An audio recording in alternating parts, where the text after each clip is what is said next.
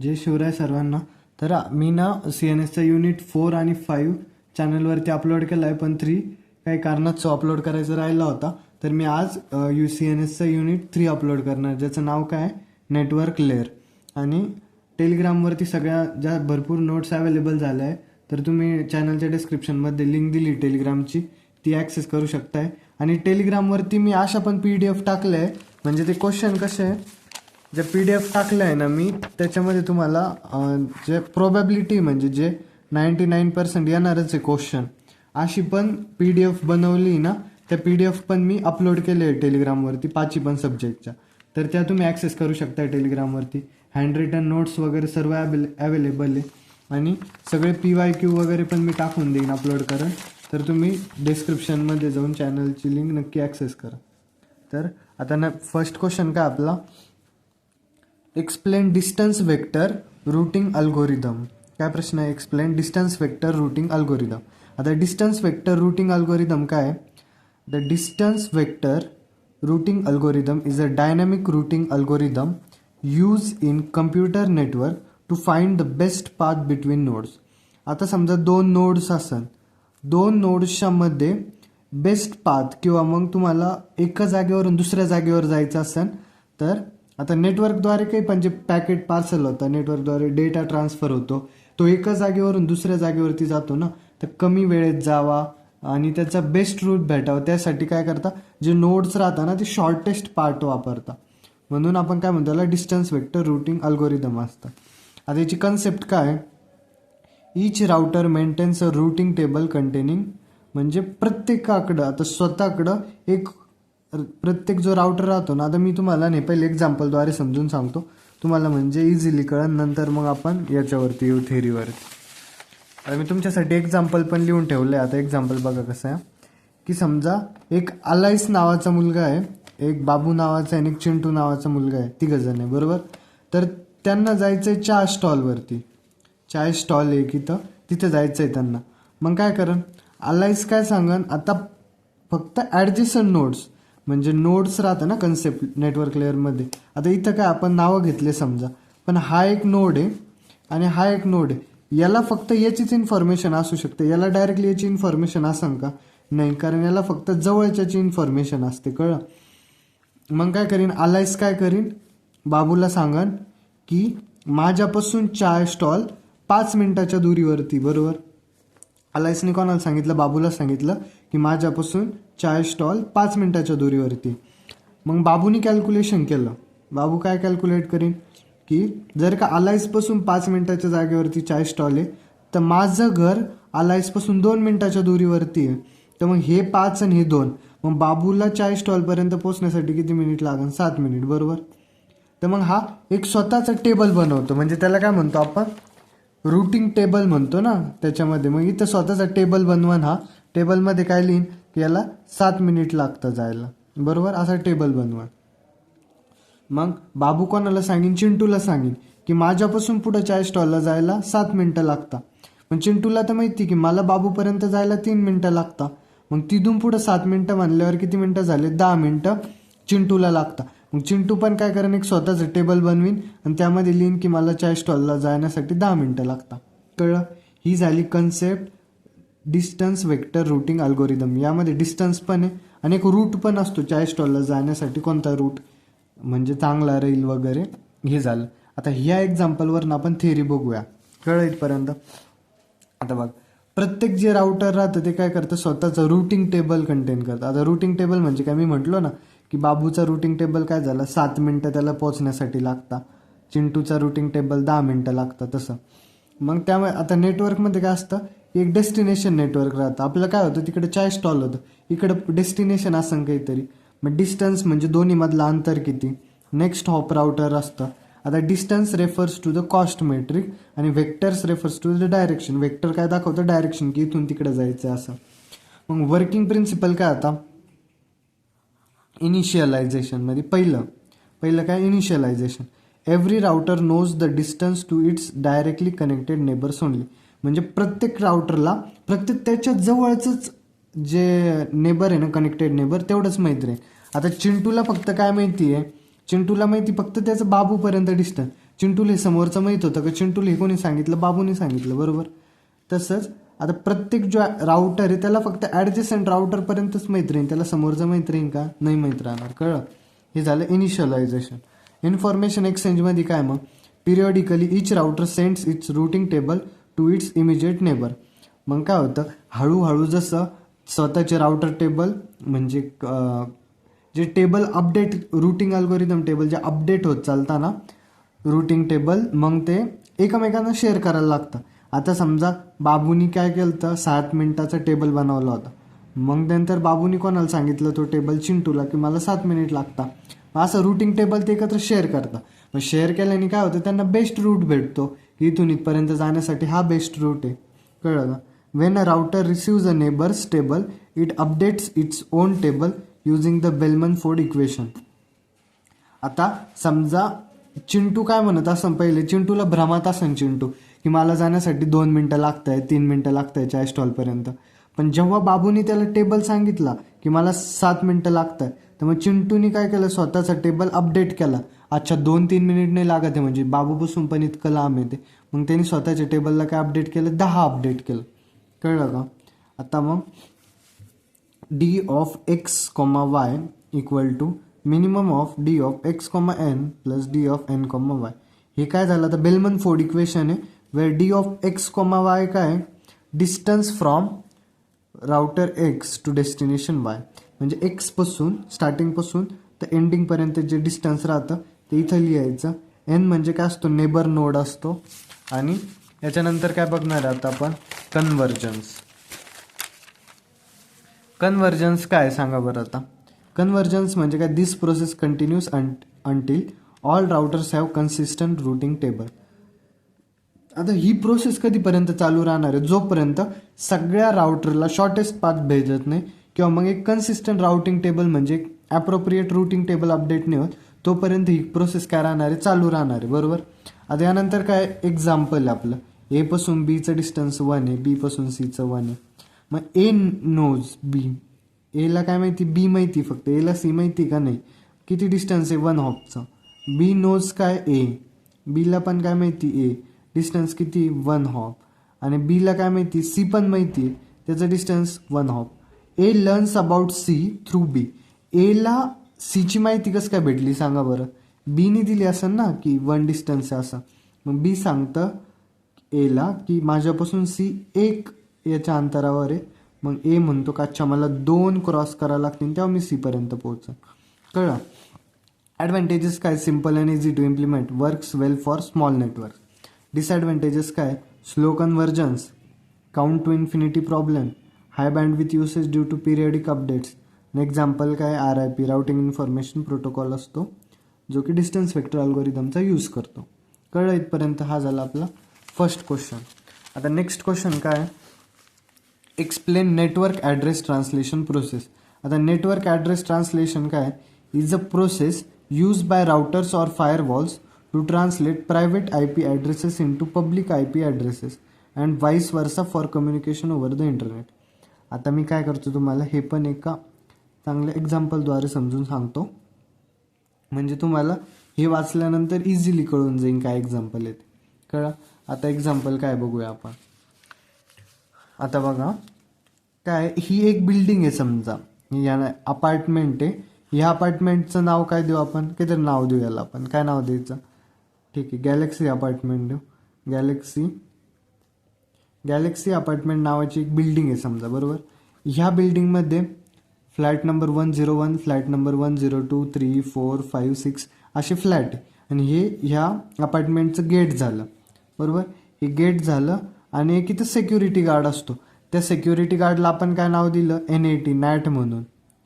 Network address translation नावाचा एक security guard होता. आणि गेट काय, गेटला काय नाव दिलं आपण, पब्लिक IP. आणि जे इकडं रूम्स वगैरे त्यांना आपण काय नाव दिलं, प्रायव्हेट IP, बरोबर. मग काय झालं, 103 नंबरवाल्याने काय केलं, फूड ऑर्डर केलं. 103 नंबरवाला जो प्रायव्हेट IP वाला आहे त्यांनी काय केलं, फूड ऑर्डर केलं. मग फूड ऑर्डर केल्यानंतर काय, NAAT request from flat 103 order ID 789. मग नॅटला काय गेली, 103 कडून एक रिक्वेस्ट गेली, बरोबर. की फूड ऑर्डर डिलिव्हरीची रिक्वेस्ट केली आणि आय डी काय 789 समजा. मग फूड डिलिव्हरीची रिक्वेस्ट पाठवल्यानंतर काय फूड डिलिव्हरी आली. फूड डिलिव्हरी आल्यानंतर काय होणार आहे, फूड डिलिव्हरीला फक्त एवढं माहिती की हे गॅलेक्सी अपार्टमेंट आहे आणि गेट नंबर वगैरे समजा माहिती आहे त्याला. पण गार्ड काय करीन म्हणजे नॅट काय करीन, चेक करीन ती आणि ती नंतर कोणाला पाठवणार आहे, फ्लॅट 103ला. आता म्हणजे मी तुम्हाला वापस एकदा समजून सांगा ना एक्झाम्पल, हे एकदम भारी एक्झाम्पल आहे. वापस एकदा आपण आपल्या थेरी पार्टवरती येऊ, थेरी पार्टवरून वापस तिथं जाऊ म्हणजे कळलं आपल्याला. आता बघा, नेटवर्क ॲड्रेस ट्रान्सलेशन नावाचा आपला एक सिक्युरिटी गार्ड होता बरोबर. Is a process use by routers or firewalls to translate. काय करायचं, प्रायव्हेट आय पी ॲड्रेसला कशा ट्रान्सलेट करतो तो पब्लिक आय पी ॲड्रेसमध्ये for communication over the internet. कशा ट्रान्सफर करतो, प्रायव्हेटला पब्लिकमध्ये आणि पब्लिकला प्रायव्हेटमध्ये ट्रान्सलेट करण्याचं काम कोणाचं राहतं, network address translation. It allows multiple devices on a local network to share a single public I P address. सगळे जे लोकल नेटवर्क्स आहे ना त्यावरती तो public I P address share म्हणजे एक single public I P address देतो, कळलं. आता त्यानंतर काय, need for NAT, network address ट्रान्सलेशनची गरज काय, कारण IPv4 ॲड्रेसेस आहे ना हे फक्त लिमिटेड आहे. त्यामुळे लिमिटेड असल्यामुळे आपल्याला काय करावं लागते, प्रायव्हेट म्हणजे पब्लिक आय पी ॲड्रेस त्याला द्यावा लागतो. त्यानंतर काय, NAT helps in addresses conservation and network security by hiding internal network details from the outside world. आता समजा याचं पण एक्झाम्पल सांगतो मी तुम्हाला. NAT helps in address conservation and network security by hiding the internal network details. म्हणजे internal network details जे आहे हे काय करतं, हाईड करतं नॅट. नॅट म्हणजे काय, सिक्युरिटी गार्ड आहे ना. तो फूड डिलिव्हरा जो येतोय फूड डिलिव्हरी घेऊन, तो त्यांना यांची इन्फॉर्मेशन देतोय का, तो नाही देते ना. फूड डिलिव्हरीवाल्याला फक्त माहिती मला इथपर्यंत द्यायचं आहे, पण हा नॅट ते चेक करा ना, नॅट स्वतः पोहोचवल मध्ये बरोबर. फूड डिलिव्हरीला एंट्री देईन का नाही, म्हणजे यांना हाईड करतो तो. आणि बाकीच्या बाहेरचा जो एरिया आहे त्यांच्यापासून जे मधले अपार्टमेंट आहे ना त्यांना तो हाईड करण्याचं काम करतो, कळलं. आता वर्किंग ऑफ नॅट काय, devices inside a LAN have private I पीज.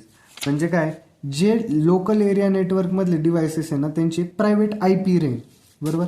हे जे लोकल एरिया नेटवर्क आहे याच्यामध्ये जे डिव्हायसेस आहे यांची एक प्रायव्हेट आय पी ॲड्रेस राहील, कळलं. त्यानंतर काय, when a device sends data to the internet the NAT router replaces the private I P with its public I P.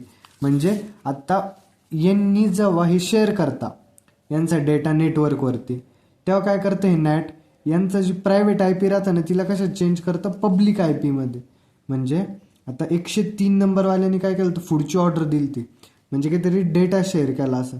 पण नॅटने काय केलं, याचा जो प्रायव्हेट डेटा आहे तो पब्लिकमध्ये ट्रान्सपोर्ट केला, कळलं का.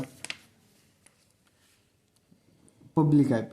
The router keeps a translation table to map each private IP and port to the corresponding public IP and port.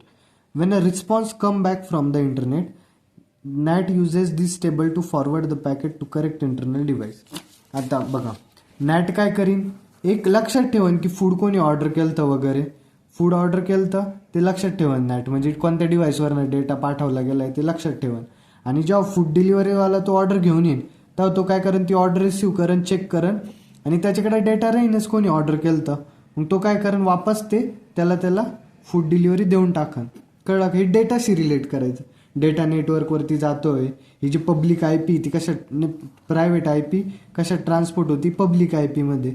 मग तो वापस डेटा येतोय, डेटा आल्यानंतर नॅट चेक करेन आणि नॅटकडे माहिती राहील की डेटा कोणी सेंड केला तर तो तिथं पोचून देईन वापस, कळलं का इथपर्यंत. आता यानंतर आपण काय बघणार आहोत, याची टाईप्स ऑफ नॅट्स असतात.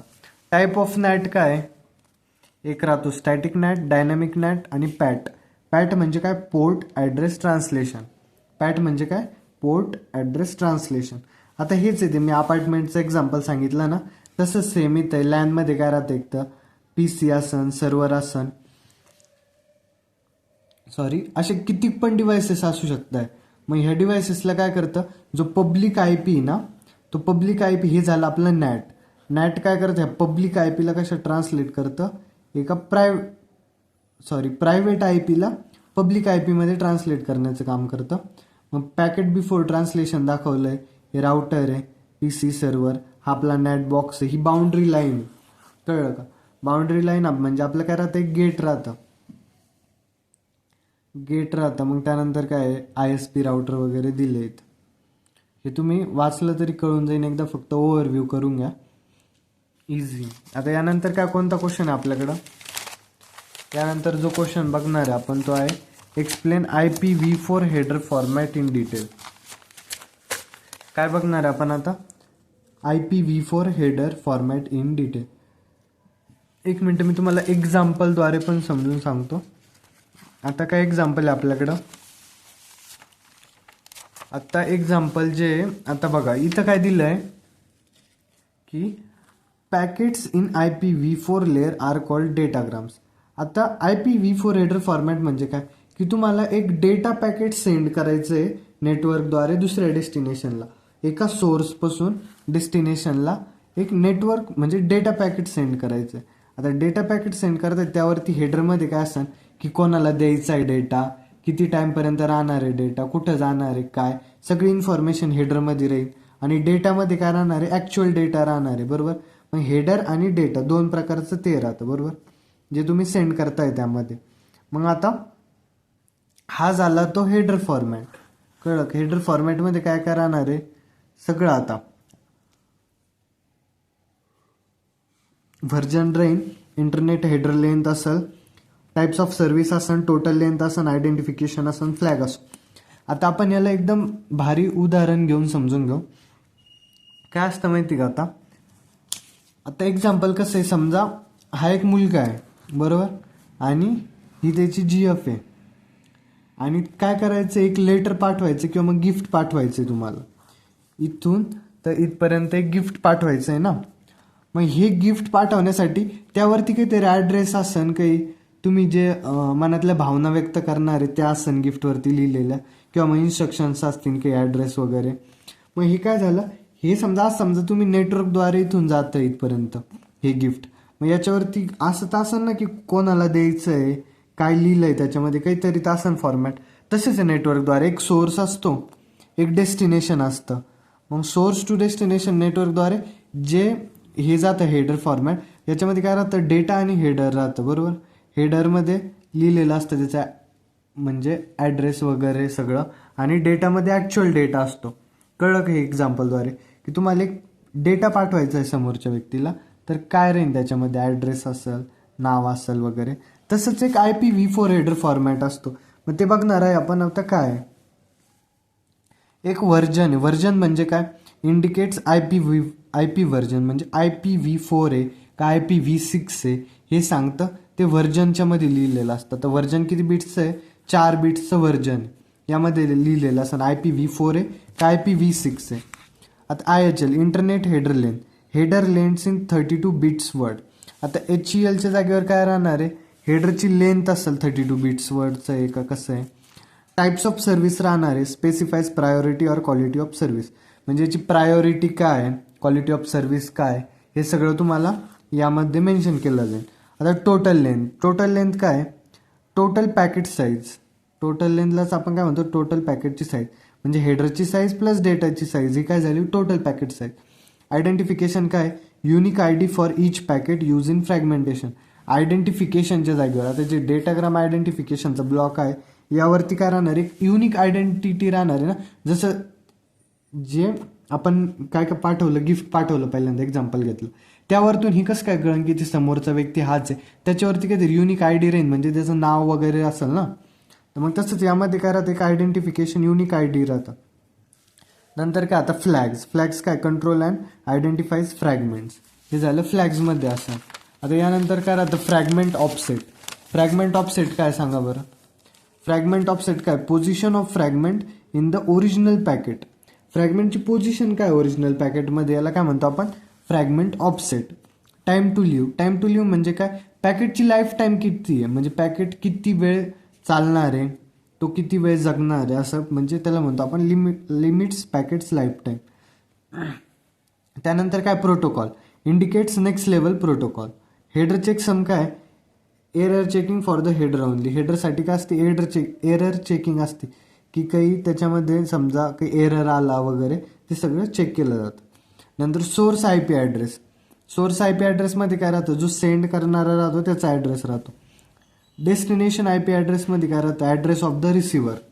ऑप्शन्स काय राहता, use for testing, debugging or security. त्यानंतर पॅडिंग असतं, ensure header is multiple of 32 bits. आणि डेटामध्ये काय राहतं, ॲक्च्युअल डेटा राहतो. कळलं का इथपर्यंत? हेडर फॉर्मॅट काय आहे एकदम सोप्या पद्धतीत एक्सप्लेन केलं आहे मी तुम्हाला. आणि तुम्हाला जर का असे उदाहरणं घेऊन, मी जसं आता तुम्हाला प्रत्येक जे क्वेश्चन आहे ना तो एक छानशा उदाहरण घेऊन शिकवतोय ना, ही कन्सेप्ट जर आवडली असेल तर नक्की मला कमेंटमध्ये सांगा की तुम्हाला असे वेगळ्या वेगळ्या टाईपचे एक्झाम्पल मग मी पुढच्या वेळेस घेऊन शिकवाल.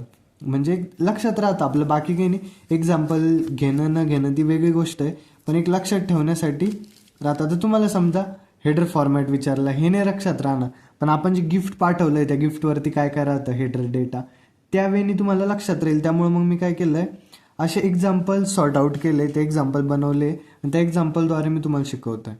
कळलं? आता काय, what is ARP, address resolution protocol, how it works.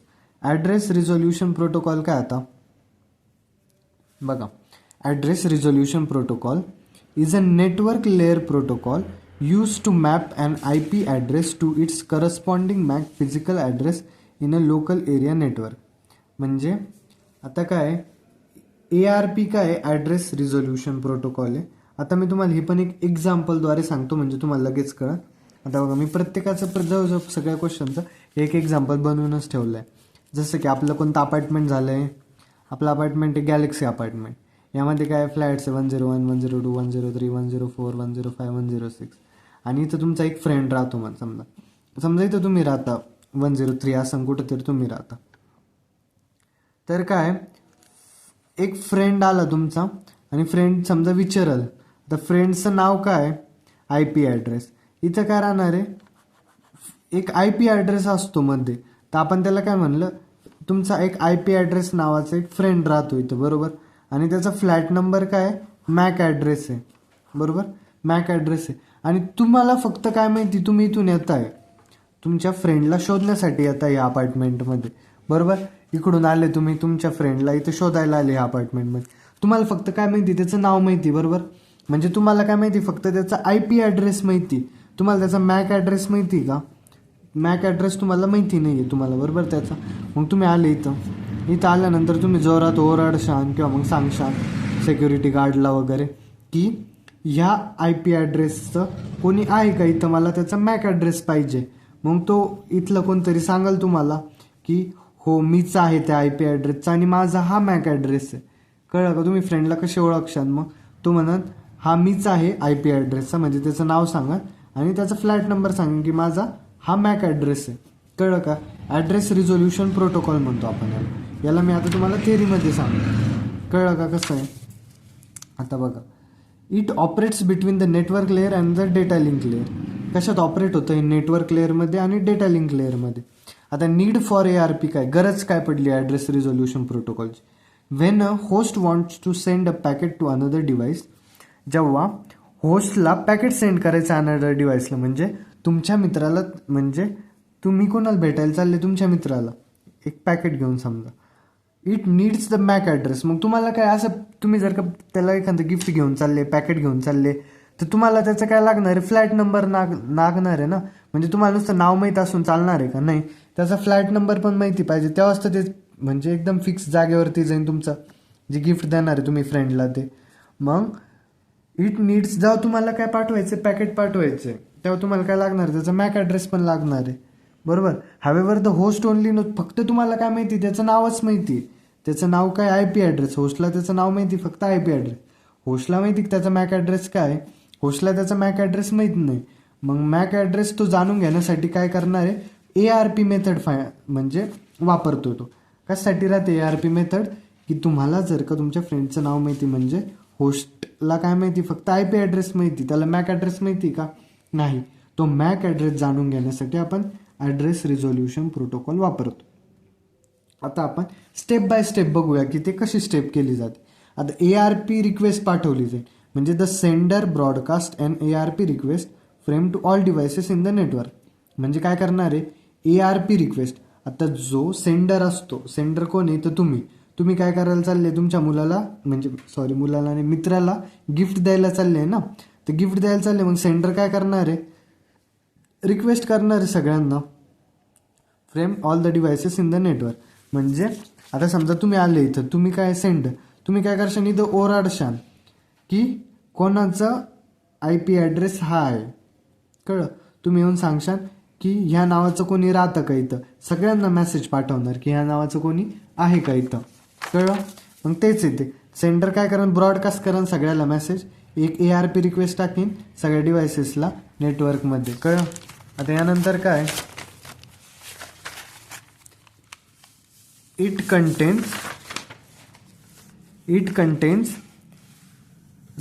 Contains the Sanders IP and Mac and the targets IP address.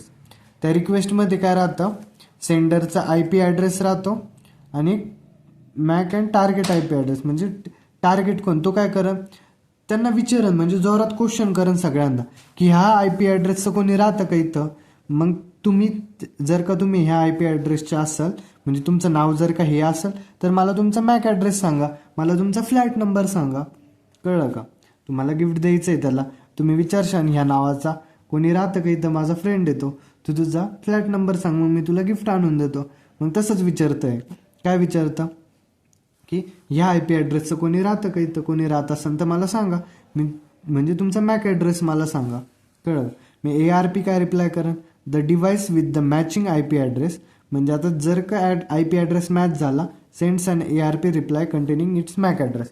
म्हणजे आता तुम्ही काय कराल, तुम्ही इथून येऊन विचारशाल की ह्या नावाचं कोणी राहतं का इथं.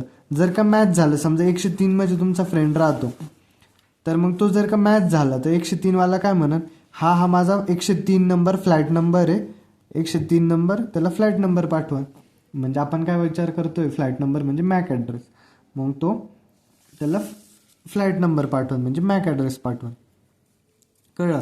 आणि मग जो द सेंडर स्टोर्स, आता जो सेंडर आहे म्हणजे जे तुम्ही आलाय त्याला गिफ्ट द्यायला, तुम्ही काय करशाल, मग त्याचा फ्लॅट नंबर माहिती करून ठेवशाल, कुठेतरी लिहून ठेवशाल किंवा मग तुमच्या डोक्यात फिट करून ठेवशाल. म्हणजे पुढच्या वेळेस जर का तुम्ही आले तर प्रत्येक वेळेस विचारण्याची गरज नाही पडणार. असंच असतं याच्यामध्ये, काय राहणार आहे, एक IP मॅक पेअर म्हणजे IP ॲड्रेसची, म्हणजे त्याचं नाव आणि त्याची फ्लॅट नंबर, म्हणजे तो IP ॲड्रेस आणि मॅक हे दोन्ही स्टोअर करून ठेवणार. म्हणजे पुढच्या वेळेस तुम्ही आले तर विचारायची गरज नाही, डायरेक्ट आपण बोलू शकतो की ते इथं राहतो वगैरे, कळलं का. आता हा झाला ARP पॅकेटचा फॉर्मॅट. ARP पॅकेटचा फॉर्मॅट काय, आता एक हार्डवेअर टाईप असतं, प्रोटोकॉल टाईप असतं. अशा प्रकारे तुम्ही गिफ्ट पाठवता किंवा मग गिफ्टवरती सगळं लिहिलं असतं, कळलं. हार्डवेअर टाईप असतं, प्रोटोकॉल टाईप, सेंडरचा हार्डवेअर ॲड्रेस असतो, सेंडरचा प्रोटोकॉल ॲड्रेस असतो, टार्गेट हार्डवेअर ॲड्रेस असतो, टार्गेट प्रोटोकॉल ॲड्रेस असतो. आता आपण ही एक एक फील्ड बघूया काय काय असतं, कळलं इथपर्यंत. आता ARP पॅकेट फील्ड्स काय, एक हार्डवेअर टाईप असतं, म्हणजे कोणत्या टाईपचं नेटवर्क आहे ते राहील. प्रोटोकॉल टाईपमध्ये काय राहतं, टाईप ऑफ प्रोटोकॉल. हार्डवेअरची साईज काय असते, मॅक ॲड्रेसची लेंथ किती, त्याला काय म्हणतो आपण, हार्डवेअरची साईज म्हणतो. प्रोटोकॉलची साईज कशावरून कळायला आपल्याला, length of IP address. Length of IP ॲड्रेसवरनं काय करेन, प्रोटोकॉलची साईज कळेल. ऑपकोड काय असतो, आता ऑपकोड 1 जर असेल तर तो कशासाठी यूज केला जातो, रिक्वेस्टसाठी. आणि तो जर का 2 असेल तर तो कशासाठी यूज केला जातो, रिप्लाय देण्यासाठी, कळलं. आता सेंडर्स मॅक अँड IP काय, ॲड्रेस ऑफ द सेंडर, कळलं का. सेंडर मॅक अँड IP काय, address of the sender. Target Mac and IP काय, ॲड्रेस ऑफ टार्गेट, कळलं का इथपर्यंत. टार्गेट मॅक अँड IP काय, ॲड्रेस ऑफ टार्गेट, इथपर्यंत कळलं. आता यानंतर आपण बघणार आहे list and explain function of network layer. Network layer काय काम करते सांगा बरं. आपण भरपूर वेळा म्हणजे इनसेमला बघितलं असतं, तरी आता आठवते का तुम्हाला नेटवर्क लेअर काय काम करते. The network layer of the OSI model is responsible for the delivery of packets from source host to host destination across multiple networks. म्हणजे काय, नेटवर्क लेअर कशासाठी रिस्पॉन्सिबल आहे की पॅकेटची डिलिव्हरी करण्यासाठी, फ्रॉम होस्ट टू होस्ट म्हणजे डेस्टिनेशनपर्यंत delivery करते ते. म्हणजे त्यासाठी काय करतं ते, शॉर्टेस्ट पाथ शोधतं, कोणत्या पाथनी कमी ट्रॅफिक आहे काय शोधून ते सोर्सपासून डेस्टिनेशनपर्यंत डेटा किंवा पॅकेट पोहोचवण्याचं काम करतं. त्याला काय म्हणतो आपण, नेटवर्क लेअर म्हणतो. कळलं. आता मेन फंक्शन काय आहे नेटवर्क लेअरचं? मेन फंक्शन एक लॉजिकल ॲड्रेसिंग. लॉजिकल ॲड्रेसिंग म्हणजे काय? The network layer assigns a unique IP address to each devices on the network. Logical addressing म्हणजे काय? नेटवर्क लेअर हे प्रत्येक डिव्हाइसला एक युनिक IP ॲड्रेस देतं नेटवर्कवरती. का बरं देत असेल सांगा बरं. आता समजा एखादा डेटा पाठवताय तुम्ही, आता जर का दोघांचं सेम असेल तर डेटा कोणाला पाठवायचा हे कळणार आहे का? त्यासाठी मग प्रत्येकाला आपण काय करतो, वेगळं ते करतो. आता समजा तुमच्या घरात दोघांची नावं सेम आहे, बरोबर. मग दोघांचं नाव सेम आहे, तुम्ही समजा नाव आवाज दिला एखाद्याला, तर मग ते काय करणार आहे, दोघं पण येणार आहे. आता तुम्ही एकालाच आवाज दिला तरी ते दोघं येणार आहे ना, म्हणजे त्यांना कळतंय का तुम्ही कोणाला आवाज दिला वगैरे. पण त्यासाठीच करा, तर दोघांची नावं जर का वेगळे वेगळे असले तर तुम्ही ज्याला आवाज द्याल तोच येईल. तसंच असतं लॉजिकल ॲड्रेसिंग म्हणजे काय, तुम्हाला ज्याला डेटा पाठवायचा आहे, पॅकेट पाठवायचं आहे, त्याला एक युनिक IP ॲड्रेस नाही, म्हणजे वेगळा राहील प्रत्येकापेक्षा. सगळ्यांना वेगळा वेगळा असला तर मग तुम्ही त्यापर्यंत इझिली पोहोचू शकताय. कळलं. आता रूटिंग म्हणजे काय? रूटिंग म्हणजे काय, determine the best path for data to travel from source to destination. आता तेच हे काय करतं, बेस्ट पाथ शोधतं की मला इथून सोर्सपासून डेस्टिनेशनपर्यंत जायचं आहे, तर बेस्ट पाथ काय आपल्यासाठी. एक पाथ दाखवतोय 4 मीटरपर्यंत असं समजा, एक्झाम्पल म्हणून घेऊ आपण. दुसरा पाथ काय दाखवतोय की 10 मीटर असतं. आणि तर मग याच्यासाठी कोणतं इझी पडणारी 4 मीटरवाला पाथ, मग तो कोणता सिलेक्ट करेल, 4 मीटरवाला पाथ. मग असं याला म्हणतो आपण रूटिंग. काय करतं ते, बेस्ट पाथ फाइंड करतं. मग पॅकेट फॉरवर्डिंग काय? आता पॅकेट फॉरवर्डिंगमध्ये once the route is determined, packets are forwarded to the next hop router along the path towards the destination. म्हणजे एकदा का रूट फिक्स झाला तर आपण काय करतो, पॅकेट्स काय करतो, नेक्स्ट हॉपला, म्हणजे नेक्स्ट हॉप राउटर जे राहतं त्याला फॉरवर्ड करतो. असं फॉरवर्ड करत करत आपण कुठपर्यंत जातो, डेस्टिनेशनपर्यंत जातो. नंतर काय, fragmentation and reassembly. If a packet is too large, समजा पॅकेट खूप मोठा असेल, बरोबर, तर तुम्ही काय करता, त्याचे फ्रॅगमेंट्स करता, म्हणजे तुकडे करता. तुकडे केल्यानंतर जेपर्यंत ते डेस्टिनेशनला पोहोचतं ते आपण सगळे वापस जॉईन करतो. कळलं का? आता असं समजा की तुम्हाला एक खूप मोठं पार्सल आहे. पार्सल म्हणजे असं समजा की बुक्स आहे, समजा एक 100 बुक्स एका जागेवरती ठेवलं आहे. आणि तुम्हाला काय केलं आहे की सगळ्या बुक्स दुसऱ्या जागेवरती नेऊन ठेवायला सांगितलं आहे, बरोबर. 100 बुक्स ठेवल्या आणि त्या सगळ्या बुक्स दुसऱ्या जागेवरती नेऊन ठेवायला लावल्या. आता तुम्ही काय करशाल, सगळ्या बुक्सला एका 10 याच्यात डिवाइड करशाल. एका टायमिंगला तुम्ही सगळं नाही नेऊ शकत, मग 10 याच्यात डिवाइड करशाल आणि सगळे वेगळे वेगळे 10 जण आता ते 10 बुक्स घेऊन जातील. मग तुम्हाला एकट्याला पॉसिबल नाही ना, मग तुम्ही मित्र आणले की 10 बुक्स तू घेऊन जा, 10 बुक्स तू, आणि सगळ्या डेस्टिनेशनला नेल्यावरती तुम्ही काय करशाल, सगळ्या जॉईन करशाल, म्हणजे जशा होत्या तशा ठेवशाल एका सिरियलने. कळलं का? सगळं जर का पॉसिबल नसेल जाणं तर आपण त्याला फ्रॅगमेंट्समध्ये डिवाइड करतो आणि डेस्टिनेशनला गेल्यावरती वापस रिअसेंबल करतो, म्हणजे जसं होतं तसं करून टाकतो. कळलं. हे सगळं नेटवर्क लेअरचे काम आहे. यानंतर काय, error handling. Error handling and diagnostic. The network layer detects and manages routing errors. म्हणजे रूटिंगच्या टायमिंगला, म्हणजे सोर्सपासून डेस्टिनेशनला जाण्यापर्यंत तुम्हाला काही एरर आले असेल तर ते हँडल करायचं काम कोण करतं, एरर हँडलिंग आणि डायग्नोस्टिक असतं. त्यासाठी कंजेशन कंट्रोल काय करतं, समजा नेटवर्क ट्रॅफिक असन वगैरे ते कंट्रोल करण्याचं काम कोण करतं, कंजेशन कंट्रोल. आता काय, इथं ॲप्लिकेशन लेअर आहे, ट्रान्सपोर्ट लेअर आहे, नेटवर्क लेअर आहे, डेटा लिंक लेअर आहे आणि फिजिकल लेअर. यामधली नेटवर्क लेअरचे कामं बघतोय ना आपण. नेटवर्क लेअरचे कामं काय, मग हँडलचं IP ॲड्रेस हँडल करतं, रूटिंग हँडल करतं, फ्रॅगमेंटेशन करतं, मग रिअसेंबली करतं, फॉरवर्डिंग करतं. हे सगळे कामं कोण करतं, नेटवर्क लेअर करते. कळलं का? काही प्रॉब्लेम यामध्ये? जर का टीचिंग आवडत असेल तुम्हाला तर नक्की कमेंटमध्ये सांगत जा, म्हणजे मला पुढचे व्हिडिओज बनवण्यासाठी मोटिवेशन भेटतं. त्यामुळं लेक्चर आवडत असेल तर नक्की लाईक करत जा, शेअर करत जा आणि कमेंट करत जा. आता काय, यानंतर give short note on OSPF. OSPF म्हणजे काय, ओपन शॉर्टेस्ट पाथ फर्स्ट. काय असतं OSPF? Open shortest path first is a link state routing protocol use within an autonomous system AS for efficient and loop free routing. कशासाठी use होतं हे? OSPF काय? एक link state routing protocol आहे use within an autonomous system for efficient and loop free routing. It is an interior gateway protocol that uses the shortest path first algorithm developed by याला काय म्हणता तुम्ही? दिजक्षेत्र असं म्हणतो मी, लक्षात ठेवण्यासाठी तुम्ही नाव घेऊ शकता असं. आणि त्याची की फीचर्स काय? टाईप कायची? लिंक स्टेट रूटिंग प्रोटोकॉल आहे हा. रूटिंग अल्गोरिदम काय? दिक्षेत्र शॉर्टेस्ट पाथ. म्हणजे हे काय करतं? एक शॉर्टेस्ट पाथ शोधतं. कळलं? सोर्स टू डेस्टिनेशन पर्यंत जाण्यासाठी एक शॉर्टेस्ट पाथ शोधतं. कळलं? यानंतर काय? ॲडमिनिस्ट्रेटिव्ह डिस्टन्स काय? 110 आहे. प्रोटोकॉल नंबर 89 आहे. Update sent only when there is a change in the network. आणि अपडेट्स कधी सेंड केले जाते? जेव्हा नेटवर्कमध्ये चेंज असेल तेव्हा अपडेट सेंड केले जातात. आता वर्किंग कसं आहे बघा.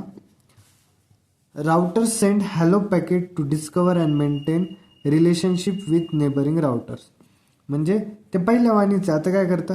हॅलो पॅकेट सेंड करतं. हे कशासाठी? एक रिलेशनशिप मेंटेन करण्यासाठी नेबरिंग राउटरसोबत. कशासाठी? Neighbouring router. म्हणजे समजा आपण जे पहिलं बघितलं होतं कोणतं, बाबूवालं एक्झाम्पल, त्यामध्ये जे साईडचे राहतात नोड्स त्यांच्यासाठी हे काय करतं? एक रिलेशनशिप मेंटेन करतं नेबरिंग राउटरसोबत. आता link state advertisement. Link state advertisement काय आता सांगा बरं. Each router generate LSAs describing its directly connected network and sets them to all router in the area. प्रत्येक राउटर काय करतं? एक LSA डिस्क्राईब करतं. म्हणजे ते कशाला कनेक्टेड राहतं? Directly connected network and sends them to all router in the area. आणि नंतर काय करतं? सगळ्या राउटरला सेंड करतं. जेवढे एरियामध्ये राउटर अवेलेबल आहे तेवढ्यांना ते सेंड करतं. आता काय? Link state database. Link state database काय? All router store LSAs in a database maintaining complete topological view of a network. Shortest path calculation काय? Each router runs the shortest path algorithm on its LSDB to complete the shortest path tree and builds it routing table. म्हणजे तुम्हाला आता पहिल्यापासून सांगत आलं मी, काय करतं? कोणती पण गोष्ट असू ते शॉर्टेस्ट पाथच फाइंड करा ना. इथून सोर्सपासून डेस्टिनेशनपर्यंत पोहोचण्यासाठी एक शॉर्टेस्ट पाथ फाइंड करतं. रूटिंग टेबल अपडेट करतं. मग समजा आता काय करायचं तुम्हाला, एका कुठं जायचं समजा सगळ्यांना मित्रांच्या घरी जायचं. एका मित्राच्या घरी तुम्ही 4-5 जण मित्र आहे, तुम्हाला जायचं एका मित्राच्या घरी पण वेगळ्या वेगळ्या रूटने. मग तुम्ही काय करणार आहे? जिथं ट्रॅफिक असेल तो दुसरा मित्र सांगा. मग तो काय करणार? बाकीच्या सगळ्यांना अपडेट देईन की ह्या रूटनी येऊ नका, इथं ट्रॅफिक आहे वगैरे. मग सगळे अपडेट करून घेतील की आपल्याला त्या रूटनी नाही जायचं आहे. असं काय करतं? एक रूटिंग टेबल असतो तो अपडेट होतो प्रत्येकाचा. मग ते काय करतात? जिथं नाही सांगितलं तिथं अवॉइड करता. कळलं? डिसॲडव्हान्टेजेस काय? मग फास्ट कन्व्हर्जन्स असतं. Support large and complex network. जिथे लार्ज नेटवर्क असतं त्याला सपोर्ट करतं. Reduces unnecessary routing traffic. Disadvantages काय? More complex to configure than RIP. Requires more memory and CPU resources. काय लागतं? मोर मेमरी लागते, CPU रिसोर्सेस लागतात जास्त. कळलं का इथपर्यंत आता?